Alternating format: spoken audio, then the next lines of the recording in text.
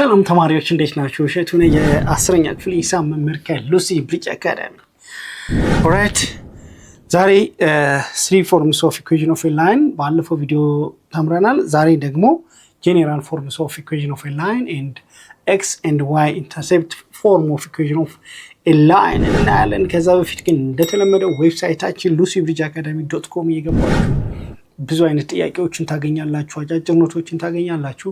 እንዲሁም ደግሞ ከ5 ቋንቋዎች በላይ መረዳት የሚያስችላችሁ የራሳችሁ የሆነ ፐርሰናላይዝድ AI አሲስታንስ ፕላትፎርም ታገኛላችሁ። ስለዚህ ሰብስክራይብ ያደርጋችሁ ጆይን ማድረጋችሁን አትርሱ። ታንክ ዩ። 3 forms of equation of a line, the general equation of a line። እንግዲህ እንደ ባለፈው ቪዲዮአችን እንደምታስታውሱት 3 forms of equation of a line ስንል ምን ማለታችን ነው?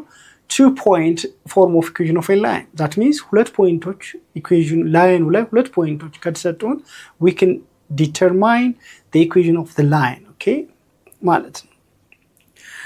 or slope intercept form of equation of a line ከሆነ ደግሞ slope እና y intercept ከተሰጠን አሁንም equationን በቀላሉ ማስቀመጥ እንችላለን ማለት ነው። the other one point and slope intercept point and slope form of equation of a line. አንድ point እና አንድ slope ከተሰጠን አሁንም equationን በቀላሉ ማስቀመጥ እንችላለን። again ሁለት ፖይንቶች ከተሰጡንም እንደዛው ማስቀመጥ እንችላለን። እነሱን ያየናቸው 3 forms of equation of a line: point, 2-point form of equation of a line, slope intercept form of equation of a line, slope point form of equation of a line እንላቸዋለን። ዛሬ ደግሞ the general form of equation of a line. The equation of a line is called a general form when it is written as the form of ax plus by plus is equal to 0.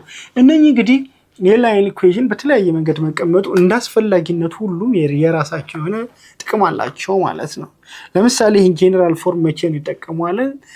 when እንደምታስታውሱት the distance between a point and a line በምንጠቀምበት ጊዜ ይህንን ጀነራል ፎርም ነው assume እናደርገው። ኦኬ by assuming the general form of equation of a line we can find the distance between a point and a line. okay ስሎፕ ከተጠየቅን ደግሞ የኢኩዌሽኑን የላይኑን ስሎፕ ማወቅ ከፈለግን ደግሞ ስሎፕ ኢንተርሴፕት ፎርም ኦፍ ኢኩዌሽን ኦፍ ላይን y is equal to mx plus b ፎርም በመጻፍ ስለ ስሎፑ በደንብ መረዳት እንችላለን ማለት ነው። ሶ ሁሉም ኢኩዌሽኖች የራሳቸው የሆነ ፐርፐዝ አላቸው ማለት ነው። ይሄን ግን አንዱ ወደ ሌላው አይቀየርም ማለት አይደለም። በጄኔራል ፎርም የተቀመጠው ወደ ስሎፕ ኢንተርሴፕት ፎርም ኦፍ ኢኩዌሽን ኦፍ ላይን ሊቀየር ይችላል። በy is equal to mx plus b ፎርም የተቀመጠው ደግሞ ወደ ጄኔራል ፎርም መቀየር እንችላለን ማለት ነው። ለምሳሌ ይሄን እንቀይረው እስኪ። ይሄን አብረን እንቀይረው እስኪ። look ax plus by plus is equal to 0 is the general form of equation of a line. This is a general form, right?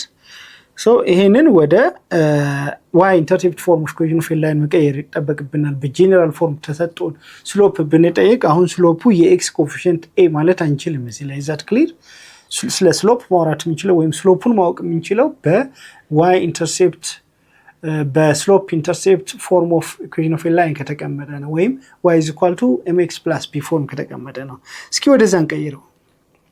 this means by is equal to minus ax minus c ማድረግ እንችላለን። now dividing both sides by b or b or b or b ማድረግ እንችላለን። y is equal to minus a over bx. okay minus c over b. This is called y is equal to mx plus b form ሆነ ማለት ነው። where m is equal to